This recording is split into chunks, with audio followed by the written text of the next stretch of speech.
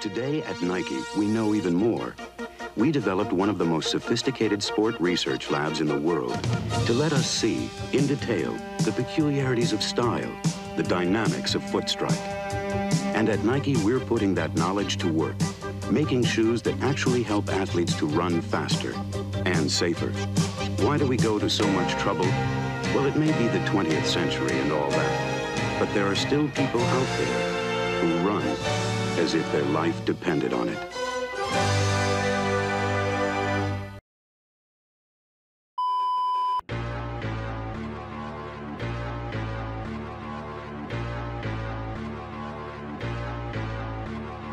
Plopped down in Tangerang, Indonesia, this industrial suburb outside of the capital of Jakarta, with the plans that for the next month we were going to live as Nike's factory workers lived, which meant that we were going to go live in a workers' slum outside of the capital, and we were going to live on the workers' wages, $1.25 a day for the next month, to try and come maybe to a better understanding.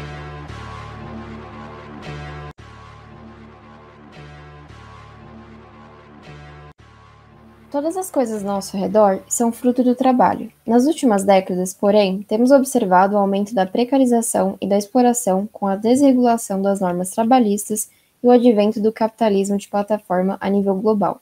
Mesmo assim, a escravidão persiste nos dias de hoje, uma prática formalmente proibida em todos os países continua a ser empregada ao redor do mundo sob diferentes disfarces. De acordo com a Organização Internacional do Trabalho, o trabalho forçado é um fenômeno global e dinâmico, que pode assumir diversas formas, incluindo a servidão por dívidas, o tráfico de pessoas e outras formas de escravidão moderna. Ele está presente em todas as regiões do mundo e em todos os tipos de economia, até mesmo nas de países desenvolvidos e em cadeias produtivas de grandes e modernas empresas atuantes no mercado internacional. Mesmo após a abolição da escravatura na maior parte do mundo, formas modernas de escravidão continuam sendo formas de trabalho tão utilizadas que até mesmo os Estados Unidos, em sua 13ª emenda da Constituição, reserva a manutenção e permissão legal do trabalho escravo, agora para presos, entre aspas, devidamente condenados. A emenda da Constituição que até hoje autoriza trabalho escravo teve um impacto extremo nas políticas de encarceramento norte-americanas, tendo sido feito, recentemente, um documentário da Netflix que aborda as consequências. The 13th Amendment to the Constitution makes it unconstitutional for someone to be held as a slave. There are exceptions, including criminals. The loophole was immediately exploited.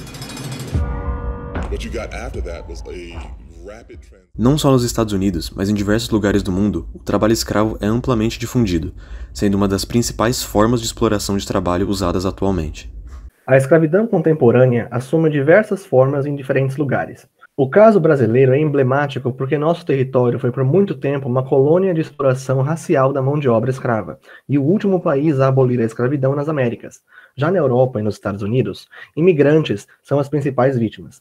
Dessa forma, é possível perceber uma relação desigual entre os países centrais e periféricos, além de uma desvalorização de certos povos e etnias. De acordo com o sociólogo Aníbal Quijano, a ideia de raça, em seu sentido moderno, não tem história conhecida antes da América e da colonização. Foram criadas identidades socialmente históricas novas, indígenas, negros, mestiços. Essas identidades foram associadas às hierarquias do capitalismo, de forma que raça e identidade racial foram estabelecidas como instrumentos de classificação social básica da população. Foi o caso, é claro, da escravidão de povos africanos. Mais de 1/3 dos 12 milhões de escravos transportados da África foram enviados ao Brasil, mas foi só 134 anos atrás que o Brasil se tornou o último país da América a abolir a escravidão. Ainda assim, hoje no Brasil existe uma certa continuidade da escravidão empregada desde o século XVI, com a exploração de pessoas negras, descendentes diretos de escravizados. O Pará está entre os estados com maior ocorrência de trabalho escravo contemporâneo. Um episódio emblemático disso é o caso Zé Pereira, ocorrido em 1989. Reduzido à condição de escravo na fazenda Espírito Santo, cidade de Sapucaia, sul do Pará, com 17 anos fugiu dos maus tratos com um outro escravizado e foi emboscado por funcionários da propriedade, que mataram seu colega. Pereira, que escapou após se fingir de morto, conseguiu indenização mais de 14 anos depois de quase ter sido assassinado ao fugir da fazenda onde era escravo. Como esse caso pode nos mostrar, a relação entre latifúndio e escravidão é forte no local, assim como desmatamento ilegal e trabalho escravo andam juntos, com foco na produção de carvão vegetal. O historiador Fernand Braudel desenvolveu que o sistema mundial capitalista precisa de desigualdade para continuar funcionando. Ao abordar as mudanças ocorridas até o século XVI, o autor desenvolve que é em espaços pouco regulados e com pouca gente que o capitalismo cresce como forma de mercado. Além disso, o capitalismo tem necessidade de hierarquias. Desde sua gênese, o capitalismo faz alguns países e indivíduos muito ricos e outros muito pobres, sobre os quais tem vantagem. A partir disso, em sua análise, Braudel argumenta que, mesmo depois de 5 séculos, o capitalismo ainda reparte o mundo entre privilegiados e não privilegiados. Uma outra forma de escravidão contemporânea pode ser exemplificada pelo trabalho escravo infantil no Haiti depois do terremoto de 2010, com a vida de crianças Restaveks. O Haiti é um dos países mais pobres das Américas e também um dos mais negros, e, após o desastre natural, a situação piorou muito.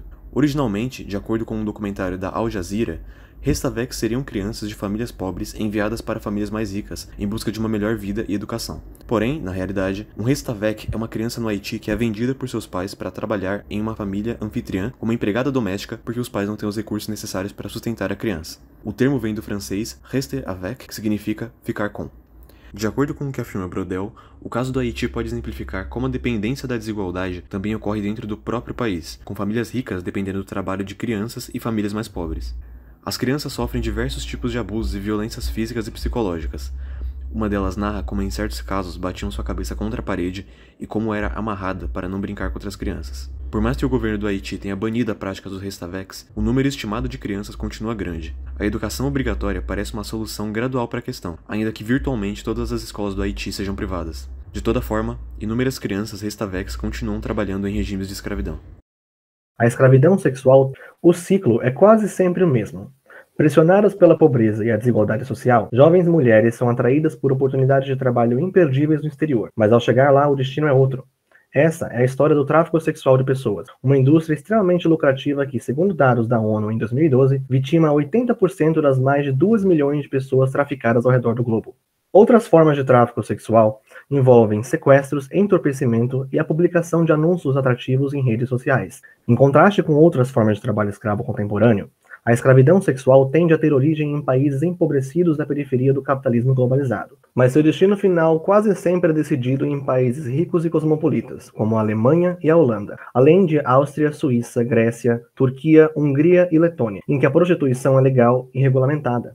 Assim, o papel desempenhado pela legislação, tanto de imigração quanto de regulamentação do trabalho sexual, é fundamental para a manutenção dessa prática. Apesar dessas leis terem como objetivo a prevenção do tráfico sexual e da prostituição forçada, seu efeito foi justamente o contrário. Nesses países, a grande maioria das trabalhadoras sexuais não são registradas e, de acordo com grupos de defesa, imigrantes. Esses dados apontam para uma forte predominância da escravidão sexual, mesmo em países democráticos e centrais do capitalismo global.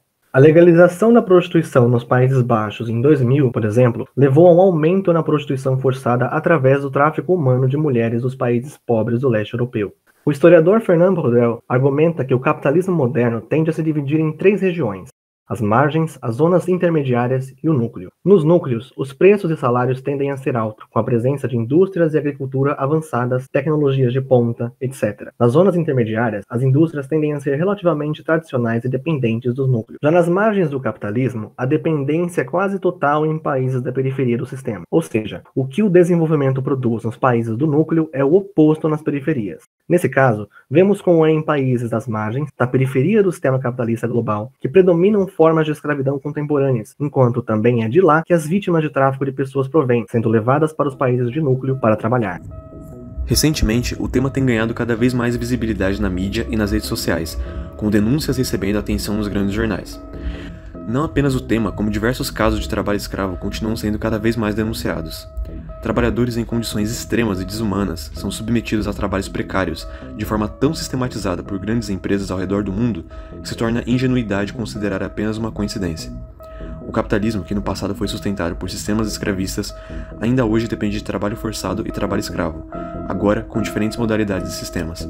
A escravidão moderna do século XXI é um dos pilares do capitalismo contemporâneo.